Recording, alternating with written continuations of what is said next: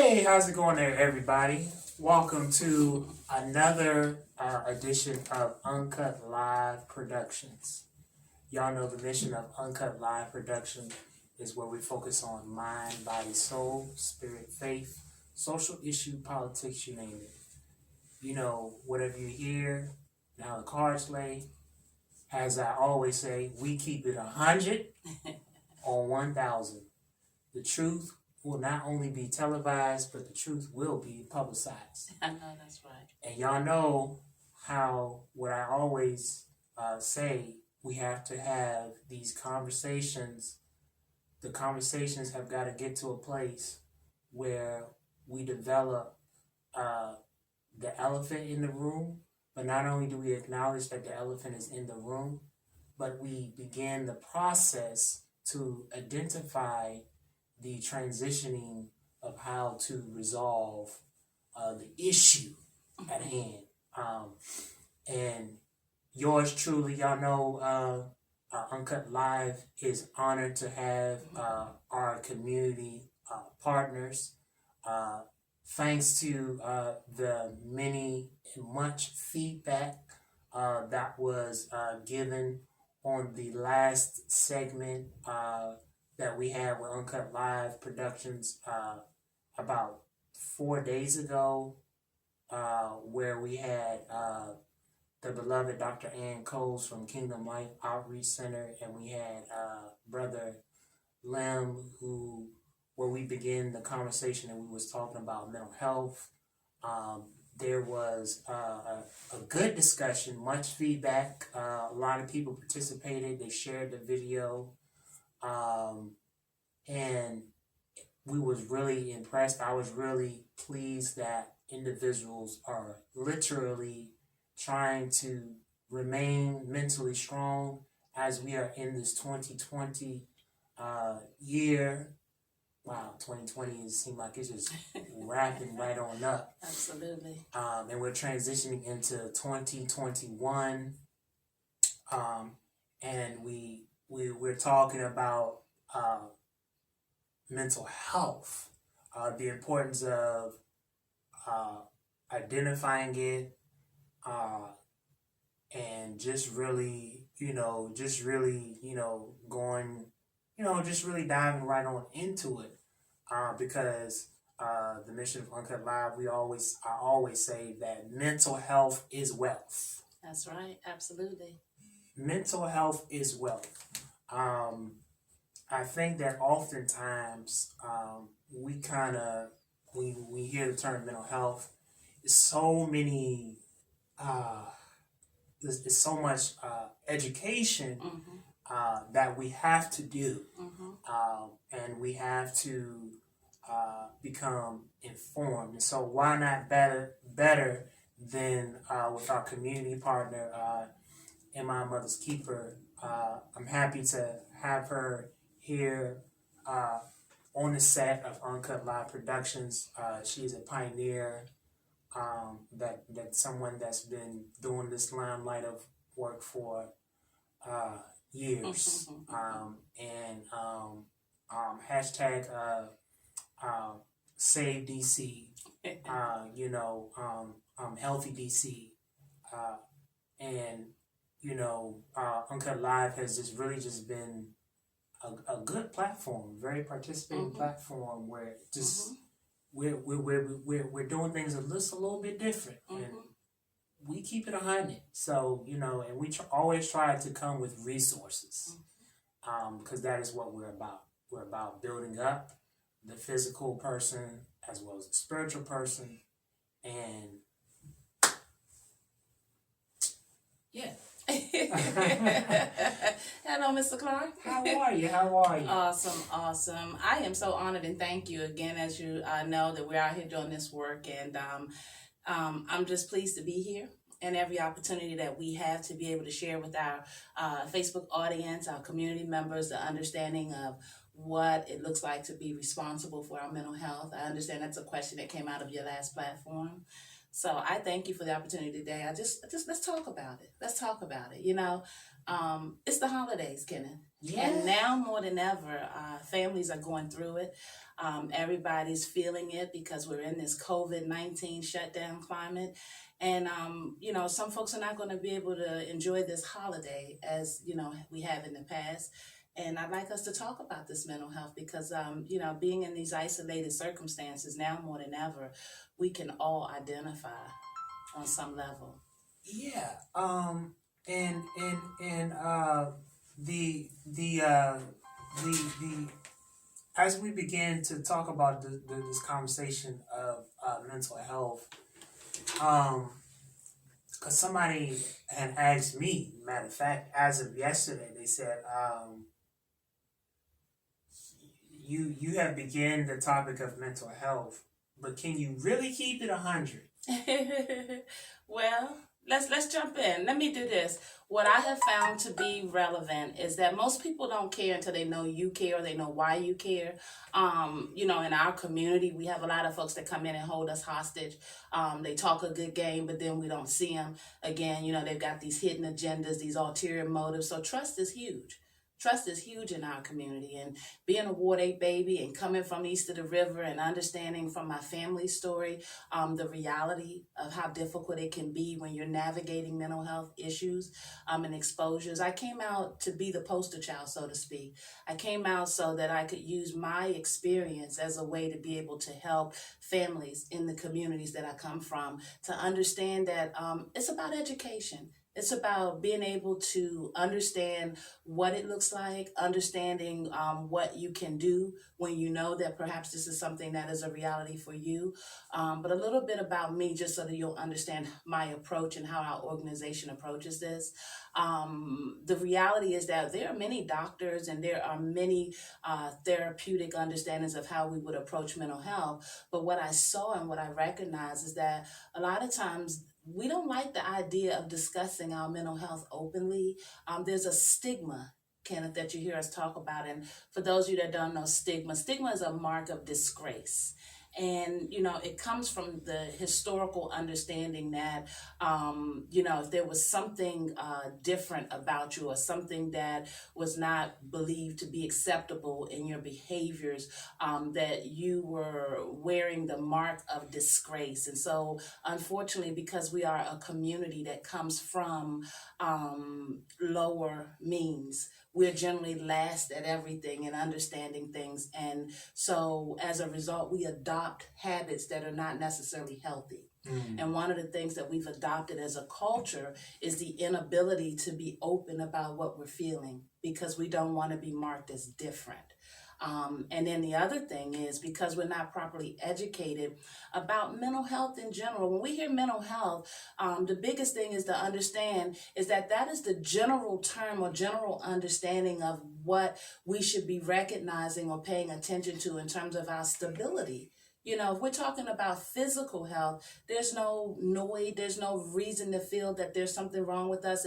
If we actually have to exercise a little harder to lose the weight, if we actually have to eat a little more to put it on, we can navigate physical health understandings without any problems. But when we hear mental health, we get a little concerned, and that's because society has put that mark of disgrace on that terminology. And it's important that we recognize that mental health is just about being of sound mind and understanding, and when we are not able to be stable in our mental health, what happens is that we have circumstances in our life.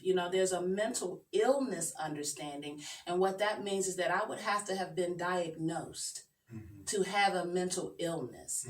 And the reality is that when we have stress that goes unmanaged, when we're living in toxic situations, what are we talking about toxic? Those of us from the Black community east of the river, we know what that means. We know that abuse comes in all shapes and forms and sizes. We know that no matter what, we've got to get up and go to work the next day. So we don't really always have the pleasure of being able to acknowledge our mental health and keep the household going. And so what we do is that we unhealthily proceed forward and we try to bottle up a lot of our feelings and think that we can get things done. And then we find ourselves spiraling out of control. I can tell you that there are many households that, as an advocate, when I'm out there and I'm meeting my babies and my families that are troubled and going through, hitting holes in the wall because they don't know how to manage their frustrations. These guns that are going off are a direct result of the turmoil and the frustrations that are building up in our communities. And now take to that and add this COVID-19 where we have to be shut down, shut in. These households were already challenged with problems. And the truth of the matter is, if we don't find a way to communicate or allow others to open up and communicate to us without judging them, we're not going to get a handle on this violence. The violence, in my opinion, professionally, is a direct result of our communities not being able, our young ones not being able to take responsibility for the conflict that they're feeling. I always say it's the jump off. You know, we go into communities, we provide support groups, we meet with families, young mothers, and there's always some attitude about something. Something's always wrong, and it always escalates to the point, as I call it, the jump off. We always ready for the jump off. But who's going to hold us accountable for finding another way to communicate? Because who said it was okay? Wow. You hit on two things that I have that I wanted that kind of create the segue for the two topics. So we had the incident that transpired this week where we saw the 1-year-old Baby Mello, Baby Mello get killed. And somehow, some way, we have got to start realizing the fact of being accountable. Absolutely, but bigger than that, the reality of having a system where you have a bunch of folks that are frustrated because they don't have jobs, frustrated because they don't have the skills to get the job, frustrated because they've been graduated out of educational environments without the proper training for a job or career, the reality of their life cycle and life circumstances not changing, the reality of them treating one another bad and not being held accountable.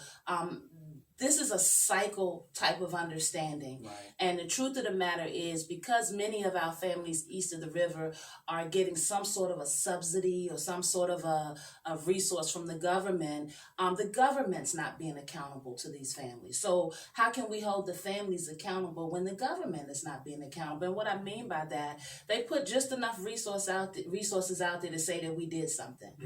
They do a food giveaway. Not everybody knows where they're at. The situation with the COVID-19 and the checks and the fact that there's no more relief money or stimulus money. These are domino effects that are affecting households and affecting mindsets. And when you have a teenager who's responsible for being the primary income earner in a household when they shouldn't be, when you have our brothers going to the corner to survive, as I always say, you guys are in survival mode.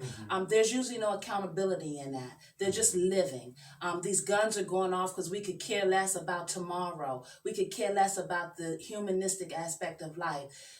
Our folks are disconnected from the reality of understanding what it means to be accountable because the system is failing them. Yeah. The system isn't accountable. So it's like a spiral effect because you're absolutely right. We have a system. We have the chambers and systems. So you have the system that is ultimately that it was supposed to be created with the intent that the individuals will be on track. But then you have the other side of the coin that I want to talk about too is that when it comes to self-awareness of realizing that that there is that we as individuals have to become aware and take responsibility for improving our mental health. Absolutely. That is a piece that is that's disconnected too. Absolutely. So it's like a double-edged sword because it's like, I was talking with someone the other day, and not that I have anything against life coaches or anything like that. Right. But I've been seeing a new wave whereby some people be like, "Oh, I got a life coach." Let me just say this as an advocate. I get a lot, when we first came out and we were doing our public speaking and we do the events, and, I've become very well known for hashtag mental health matters. My job is to sound the alarm, to raise the awareness. And it was annoying some people, like, well, what do you mean mental health matters? Of course we know mental health matters. Now what? What does that mean? They were attacking the message because it was resonating. Mm-hmm. No one wants to have to acknowledge that there's a problem or that there's an issue. Again, going back to having to wear that label. But now here's the reality of why mental health awareness is necessary. It needs to become secondary in nature, that when we wake up and we set about our day, or when we set our goals, when we recognize that there is something that's impeding our ability to accomplish our goals, to function as a stabled individual, then it becomes necessary for us to recognize the red flag moments. And when we recognize the red flag moments, we've got to have a support mechanism in place that allows us to know that even if I divulge that I'm feeling some kind of way, or that I might need some help to be able to do something, or to control my emotions or my positioning in this society, and I'm just not feeling stable enough, we've got to be able to have folks around us that we can hear the awful understandings that, or realities that, look, guys, you need to go and get some help. You're going to need to go talk to somebody. Hey, I'll go with you if it's necessary. We've got to get back to caring about one another. We talk about being disconnected. If I don't care about your disposition or well-being, then I'm not going to care when you start to spiral out of control, and vice versa. So the root of everything that we're talking about in our community goes back to loving and caring about each other. And that may sound corny, but it's not. It's so many folks in our community, my brothers out there, that are trying to survive, that it's just about a hug. It's just about a connection to that heart, to let them know that I care about you being the best version of yourself. We've got to get back to having real conversations. What they're calling gangster is not gangster, it's coward. When we start using guns to speak for our emotions, when we start running away from the reality of recognizing that it may be me and not the other person, then these are the red flag moments that we have to hold ourselves accountable for. So I raise awareness because I want to resonate. I want it to resonate with folks that are not hearing it often enough. And the truth to be told, that in our communities, they're not hearing it. When we cut on the TV and we hear about a gun going off or a life being lost, we turn to the police, or we look for the criminal understanding, but we need to go to the root cause of why these situations are continuing to happen. We are descendants of trauma, and there are people that don't want to hear that. I get messages texting me that tells me that we need to stop letting these single mothers give birth to bastard children. It's just a lot of disconnection, and we all need to be accountable for these understandings. The truth of the matter is that we are a people that are hurting. And there's a reason for that. There's a systemic oppression attached to why it is that our families and our children are always last. Yeah, I can't emphasize this enough. That mental health has got to be the forefront conversation. You're speaking with someone who recovered, who was 17 years of abuse, 17 years, 17 years of abuse, that for me, I came up in an environment where I didn't have the pleasure of expressing my feelings. I didn't have the pleasure of being able to really be a man, so to speak, because it was just like, shut up, don't ask questions. It was, all the different stuff, the degrading language that would come. You're not gonna be nothing. You're dumb. You're stupid. You're gonna always be dumb. You're retarded, and all of those things. When I got of age, I kind of guess you would say I was kind of like forced to go seek mental health support services, because I remember when I was first in college, my first year being a freshman, I had ran into an incident where I had that spiral off moment where I was just, and from that moment, in which led me to go and say, hold up, you can't express your behavior. Somebody calls you out your name, you can't fly off at the handle. There's got to be a different way that you conduct yourself, because people are going to call you names. You can't do that. You're going to live in a society, and if you constantly are at war and trying to fight because somebody calls you a name, you're going to be miserable. But I had to learn. I had to become aware that, hey, that there has to be a different way. I have to acknowledge it within myself, right, and realize that that there had to be a different way of handling. Yeah. Now let me speak to that for a minute. And I'm glad, because you are one of the very few who were fortunate enough to come out on the other side, recognizing that, hey, I got to do something different to improve my quality of life and to be accountable to the life that I want to live. And now you are blessed enough and empowered enough to be able to speak on it and to openly share, so that we might help save and touch another life. Here's the reality of it, though. When you talk about when you were acting out, when you were going through the abuse, there was not a community representative visible enough for you to be able to identify with. It was just understood that this was your shame, something you had to go through, and not until you were forced into a situation where you were able to be fortunate enough to find help. That is the definition of what many of our families are functioning through. They're lucking up on the help. Yeah. And we're trying to say that it shouldn't be luck. It should be an ordinary understanding that every day, that in your community, if you are feeling some kind of way, there is somebody that can identify with and help you to connect to the level of resources that you need, so that you can start living out your best life sooner. Many of our brothers and many of our young women and many of our families are not there. They're not making it through. And so what's happening, there's a small percentage of us that are getting relief, and then there's the volumes of them. My mother walked these streets for many years over in Southeast and across the city, because she wasn't healthy on her meds, and she didn't have that community connection to say, hey, you know what, she's in crisis mode.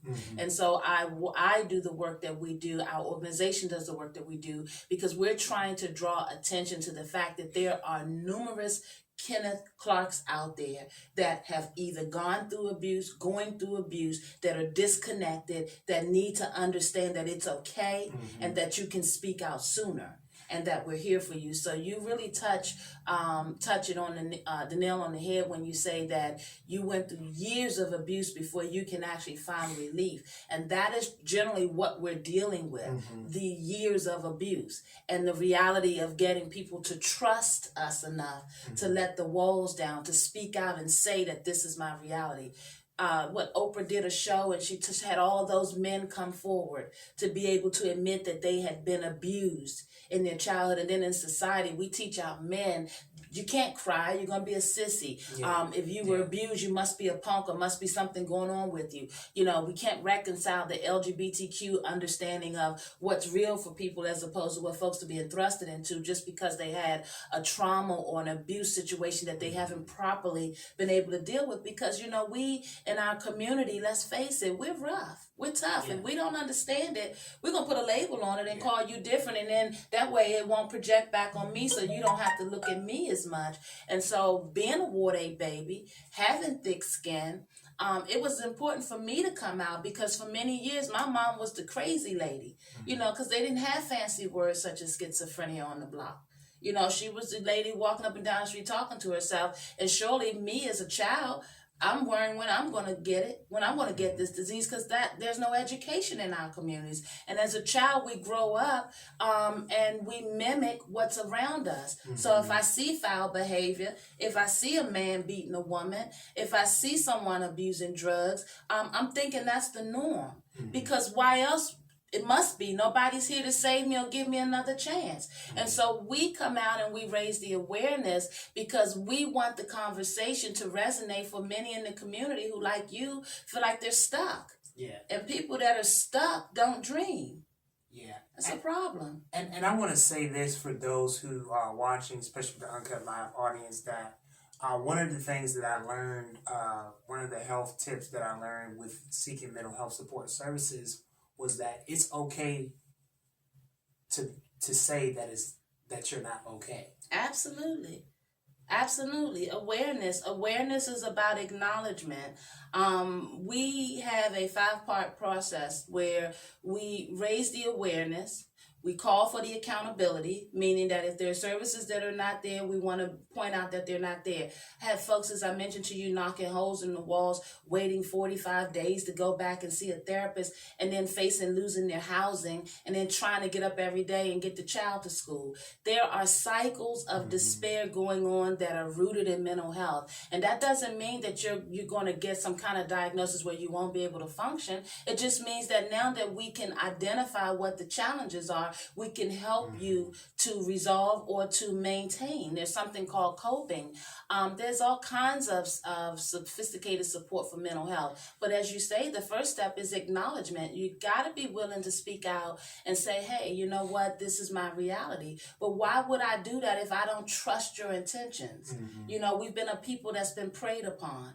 And like I said, we've been treated cruelly. You yourself, the words such as retarded. You know, mental health doesn't have a history of being, polite. The church is trying to reconcile their understanding of how to come into the present day reality and accountability of truly helping people. The history of mental health is ugly.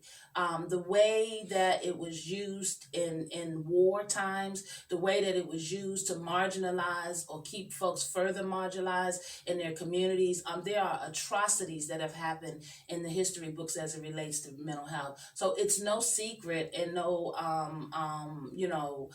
mystery as to why we in the Black community would be so far detached from being willing to deal with or acknowledge our mental health. But if we don't do something different, we're not going to be able to break the cycles. You know, as I mentioned, being the daughter, now I've run a real estate franchise successfully. I run an insurance company successfully. We run the mental health and the nonprofit successfully. And the point I'm making, I'm capable, I'm able, but I was that little girl that grew up thinking that because my mother was the crazy lady, there was going to be something wrong with me. My father died from his drug addiction. I love him to death. He was a military man.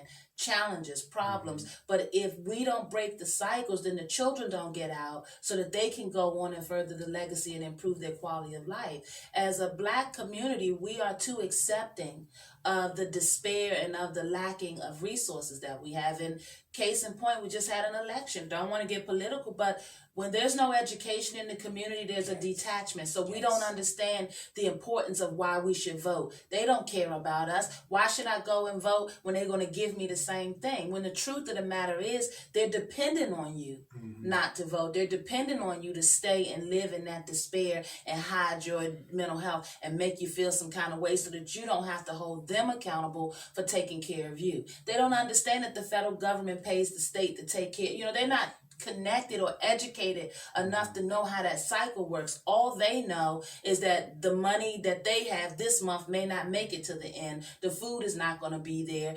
We're arguing at each other. The child's education is being, these are the cycles that we come up in, and we wonder why we have the problems that we do. And again, we turn the TV on and then there's violence, and then we start talking about criminals. Well, the criminal system is set up to make money off of us. Everybody's making money off of us living so poorly. And so when we, our own kind, come back to the community to say, look, we're not having it. Let's raise the awareness. Let's get folks together. Let's get folks talking about it. Let's get folks healthy. We're looked upon as though, what's up with us? Because must be something wrong with us. Why should we care? Nobody else does, because it's not the norm. So we raise awareness so that it can be normal, because you should not have to live through years of abuse to be able to escape that, to live a life that God has designed for you to be able to live. Everyone is deserving of living a quality of life, and we all have something that we're challenged with. The reality is how brave are we to be able to account or be accountable for our shortcomings, because we all have them. And when our behavior gets to the point where we're causing someone else harm, where we don't care about life, when we are talking back to our grandparents and our elders and being disrespectful, when we are just not being accountable for the people that we should be in this life, there's a problem. Yeah, and then to those of the church community, and to those of us that's just Christians, period. It is a disservice too that if you know that you are in a position where there's a mental disconnect, the scripture says that you present your bodies, right? It talks about taking your body, presenting your body as a temple. I'm stepping out here on Uncut Live because this is what we do. We gotta be real. There are so many of us that uh, have not done the necessary work. Some of us know that we are in a position where we know that there's some pieces that's mentally disconnect, and we're not taking the necessary steps. And so some of the necessary steps that I'm going to give, because every time that I do these topics, I always try to provide solutions. To provide resources. But here's something I want to say too. We can provide the resources all day. But just like the word says, faith without works is dead. And so Uncut Live Productions, we already know that this is a community platform, and that we move in the arena to try to connect individuals, to empower them. Absolutely. And I want to put this out there too. Mental health is not a colored thing. Mental health is a human. It transcends. Human. That's right. It transcends all. It's a human. It is. Thing. And once we start looking at mental health from those type of lenses, we can also then begin to kind of move a little bit into the right direction, and not looking at it as, because sometimes within the Black community, we say, that person's this, or we're still operating with the understanding of retarded. We may not be saying the word, but we're still thinking and showing the actions as though that's the case. And let's just be real with it. You touched on something. We are bigger than our diagnosis. When a person has cancer, when a person has diabetes, when a person has lupus, that is one characteristic of who they are and what their health understandings are. There's no different with mental health. We are much bigger than our diagnosis. My mother is a beautiful woman. She's a wonderful aunt. She is a exciting cousin. She's a beautiful spirit. And she also happens to have schizophrenia. So when we look at it through the lens of stop using the mental health diagnosis to identify the person, then we can advance a lot further in our acknowledgement of how we help folks with mental health. Folks are bigger than their diagnosis. And one of the things I want to talk about, there are varying degrees of understanding mental health. You may have bipolarism, you may be schizophrenia, you may be suffering from depression, you may have anxiety disorder. There are varying degrees of what your mental health challenge could be. If you're someone who had trauma when you were growing up, who's suffering from some level of abuse that hasn't been released, there are so many varying degrees for what causes mental health and how you would deal with it. Now, you talk about solutions-based. There's everything from being able to talk to a therapist, and then maybe if you're not ready to take that big step, maybe you want to talk to a community-based representative, such as myself, an advocate who provides voice for the voiceless. Maybe you're someone who needs to be able to trust someone first before you can step out there, and you need someone to walk the walk with you, but you still need your rights protected as you try to go and find resources. Then there are folks like myself and our agency out here that walk with you, because the bottom line is that you get help. They're doing wonderful research to find out that meditation works, yoga works. But again, these are not typical adaptive adaptations in our community, so we're not going to naturally gravitate towards that. Someone's got to educate us about the reality of that being a solution. There's another person such as yourself in your peer group that can identify with how you might be feeling, and so you use that person to talk to help pull you through. Maybe your diagnosis is enough that you need medicine. So there are many different reasons and variations for how and why we would treat our mental ailments and mental challenges and exposures. The most important thing is to recognize that you are deserving of a quality of life regardless of what your reality may be. And we're out here to raise awareness so that you know that you're not by yourself. But if your behavior, if your children's behavior is not stable and they're causing harm and they're wreaking havoc on your daily living, then the red flag should be going up and you should be reaching out for help. And it is not okay to just depend on our government to have the solutions, because as you heard me say, the government has not been accountable to our communities. And so it's important that we get back to helping one another, because usually it's the neighbor or the teacher or someone that sees us daily, our best friend, our girlfriend, that recognizes that something's not right. And we've got to get comfortable with being able to have these conversations. So absolutely, being accountable to ourselves means being careful to take care of the healthy understanding of our mental health. I'm so thankful that you're doing this platform. The city of DC does what they call the Access Helpline. And I know all of us are using Google, so I'll tell you, Google Access Helpline, and there's an 800 number that'll come up where you can be screened for your mental health. If you are someone who's feeling like you need a coach or someone to talk to, you talk about life coaches.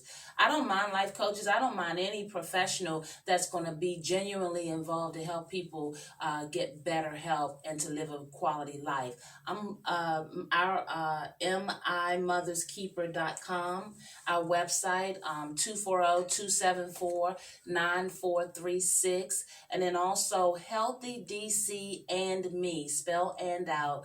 HealthyDCandMe.org is the coalition of leadership and community organizations that My Mother's Keeper is working with, so that we can begin to fill the gaps. There are so many people out there hurting, and as long as these guns keep going off, our families are hungry, and the drug overdosing and the cycles of despair are out there, the work is needed. So guys, I thank you, and most importantly, Kenneth, I thank you, because mental health is something that we need to keep talking about. And right now during the holidays and with our homeless families, at the root of most of what we're dealing with in our community from a downfall standpoint, mental health is at the core of it, and we've got to be able to hold people accountable for their behaviors if we're going to get anywhere in terms of improving the quality of life in our communities.